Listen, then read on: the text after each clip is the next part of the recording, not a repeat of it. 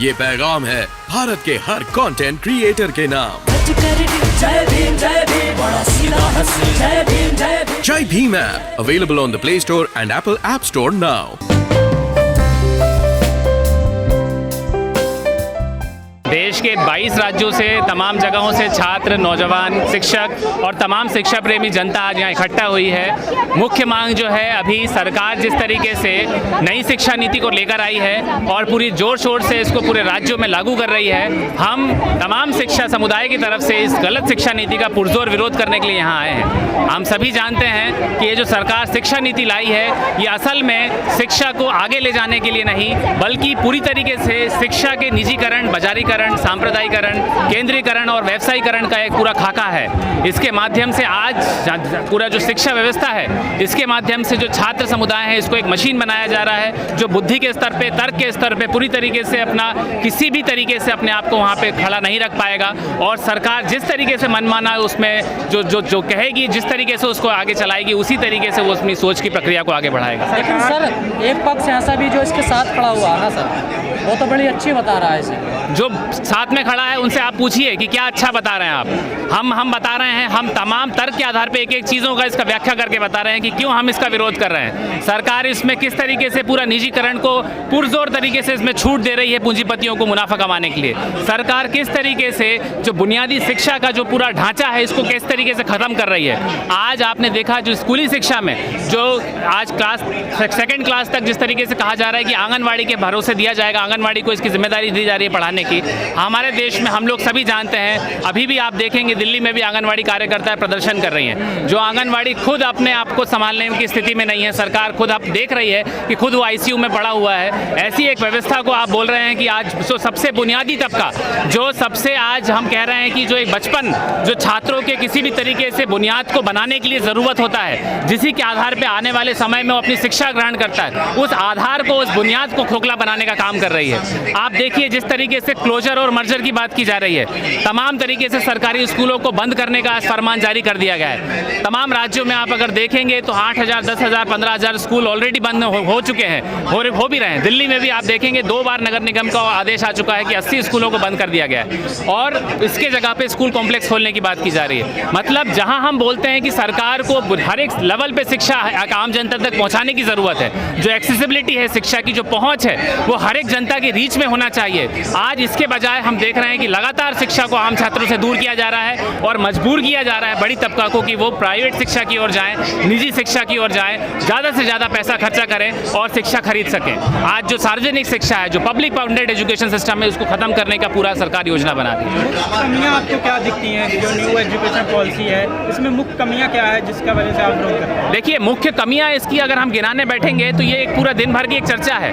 ये एक 66 पेज की जो पूरे डॉक्यूमेंट है, सरकार ने इसमें कोई छोटा मोटा बदलाव नहीं किया है। ये कोई एक ऐसा नहीं है कि अमेंडमेंट लाए हैं या कहीं सुधार बात की गई है। इसमें पूरी तरीके से स्कूल एजुकेशन से लेकर हाईएस्ट एजुकेशन तक हर स्तर में इसमें बदलाव किया गया है। और दूसरी बात मैं कहना चाहूँगा, सरकार का जो इसको इतने अहम नीति को लाने की जो प्रक्रिया है, ये पूरी तरीके से गैर जनवादी है। इसी से हम समझ सकते हैं कि सरकार का असली मकसद क्या है। हम सभी जानते हैं सन 2020 में सरकार ने इस नीति को लाया, एक ऐसे समय में जब देश में पूरी तरीके से कोविड महामारी का दौर चल रहा था, आम जनता अपनी जीवन बचाने की लड़ाई में जद्दोजहद कर रही थी, सरकार ऑक्सीजन देने तक भी सक्षम नहीं थी।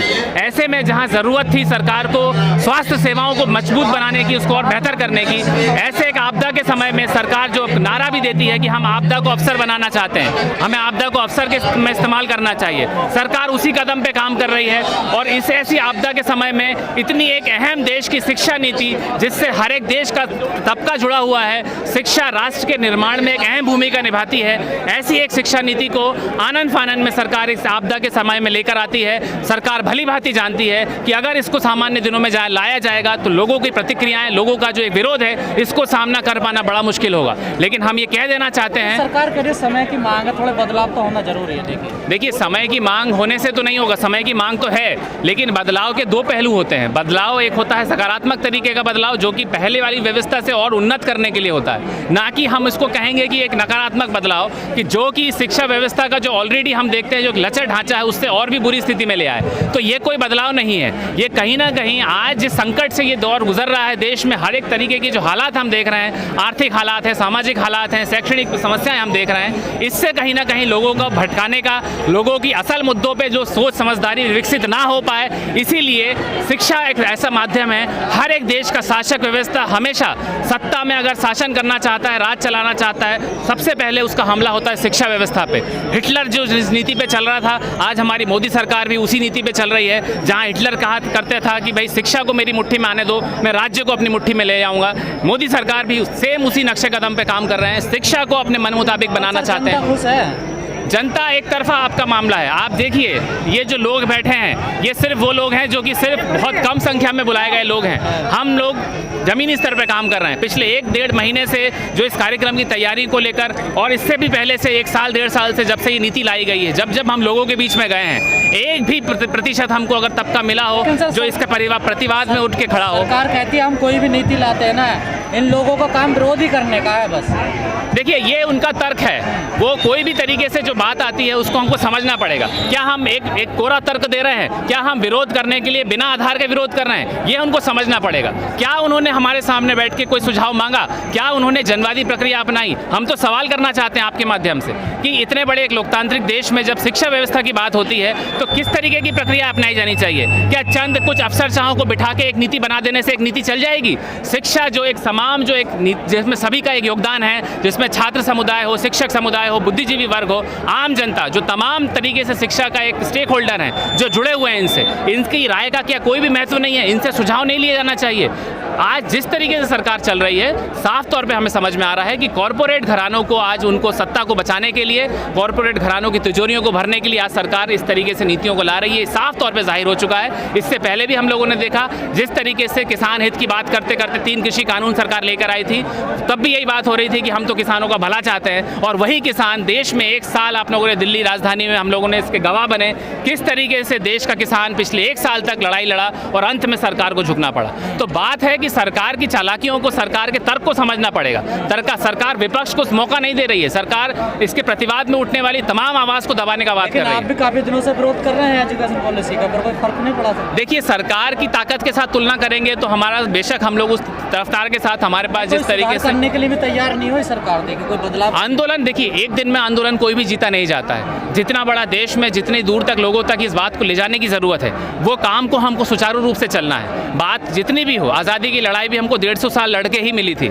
इसको हमको समझना पड़ेगा, कोई भी लड़ाई एक दिन में नहीं जीती जाती है। मकसद हो कि हम लोग एक ईमानदारी से सही चीज़ को लेकर लड़ रहे हैं कि नहीं, ये अहम बात है। हम लोग लोगों के बीच में जा रहे हैं, हमारे कार्यकर्ता दिन रात लोगों के बीच में जाके एक तर्क के आधार पर इस नीति के बारे में लोगों से चर्चाएं कर रहे हैं, बातचीत कर रहे हैं और लोगों को जोड़ते हुए इस आंदोलन को मजबूत बना रहे हैं। और उसी का नतीजा है, आप देखिए कि इतने कम दिनों की तैयारी में हज़ारों से ज़्यादा छात्र पूरे देश भर से यहाँ आए हैं। ये एक छोटी सी झलक है। अगर हम पूरी तादाद को सरकार अगर अलाउ करे तो यहाँ पे 2000-5000 की भी संख्या यहाँ पे मौजूद की जा सकती है।